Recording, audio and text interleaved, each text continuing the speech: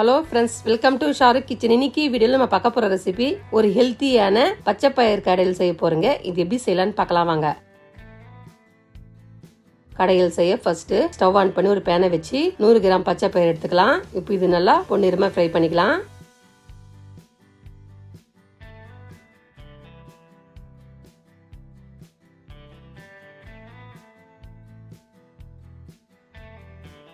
பச்சை பயிர் நல்லா பொன்னிறமாக ஃப்ரை ஆனதும் ஸ்டவ் ஆஃப் பண்ணிட்டு ஒரு குக்கரில் மாற்றிக்கலாம்.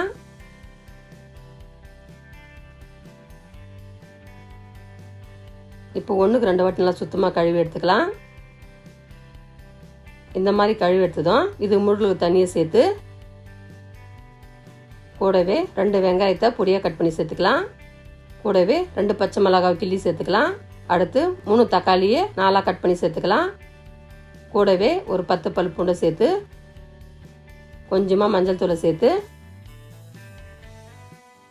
1/2 டீஸ்பூன் சீரகத்தை சேர்த்து 1/2 டீஸ்பூன் மல்லி சேர்த்து இப்போ மூடியை போட்டு மூடி 5 விசில் விட்டு எடுத்துக்கலாம்.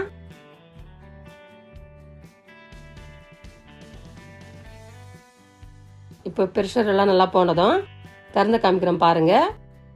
நம்ம பச்சை பயிர் அந்த அளவுக்கு சாஃப்டாக வெந்து வந்திருக்குது.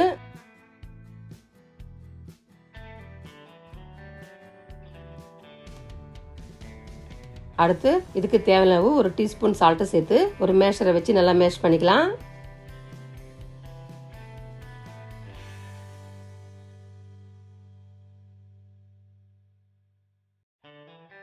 இந்த அளவுக்கு கடைஞ்சி எடுத்ததும் இதில் கொஞ்சமாக தண்ணியை சேர்த்து நல்லா மறுபடியும் கடைஞ்சிக்கலாம்.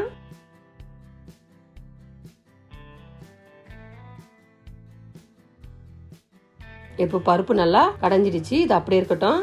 அடுத்து ஸ்டவ் ஆன் பண்ணி ஒரு பேனை வச்சு பேன் சூடானதும் 3 டீஸ்பூன் எண்ணெயை சேர்த்து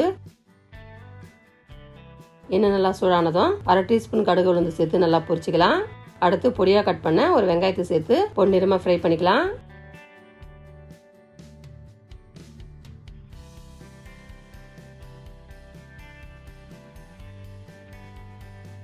வெங்காயம் நல்லா பொன்னிறமாக ஃப்ரை ஆனதும் 3 காஞ்ச மிளகாவை கிள்ளி சேர்த்துக்கலாம்.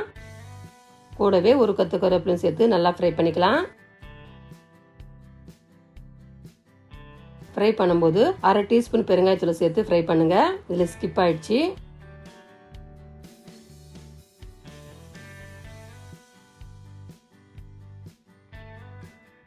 இப்போ நம்ம தாளிப்பு ரெடி ஆயிடுச்சு. அடுத்து நம்ம கடைஞ்சி வச்ச பருப்பையும் சேர்த்துக்கலாம். குக்கரில் கொஞ்சம் தண்ணியை சேர்த்து நம்ம கடையில் சேர்த்து நல்லா மிக்ஸ் பண்ணிக்கலாம்.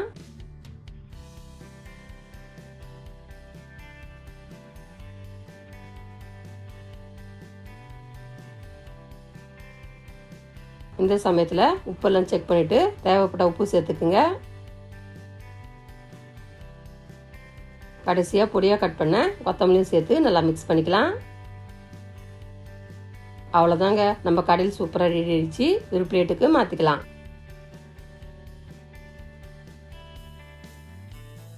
இப்போ பாருங்கன்னா பர்ஃபெக்டான பாசிப்பருப்பு கடையில் சூப்பராக ரெடி ஆயிடுச்சு. இது சாப்பிட்டு சூப்பராக இருக்குங்க. வீட்டில் பச்சை பயிர் இருந்துச்சுன்னா இந்த மாதிரி டிஃப்ரெண்டாக செஞ்சு பாருங்க. இது இட்லி, தோசை, சப்பாத்தின்னு தொட்டு சாப்பிட்றதுக்கு அவ்வளோ டேஸ்ட்டாகவும் சூப்பராக இருக்குங்க. இந்த ஹெல்த்தியான ரெசிபி வீட்டில் ட்ரை பண்ணுங்க. இந்த டேஸ்ட் எப்படி சொல்லிட்டு கமெண்ட் பாக்ஸில் கமெண்ட் பண்ணுங்க. இந்த வீடியோ உங்களுக்கு பிடிச்சிருந்தா லைக் பண்ணுங்க, ஷேர் பண்ணுங்க. மறக்காம நம்ம சேனல் சப்ஸ்கிரைப் பண்ணாதுங்க, சப்ஸ்கிரைப் பண்ணுங்க. கூடவே பக்கத்தில் பெல் பட்டனை கிளிக் பண்ணுங்க. இதே மாதிரி புது புது ரெசிபி மீண்டும் பார்க்கலாம். தேங்க்ஸ் ஃபார் வாட்சிங். நன்றி, வணக்கம்.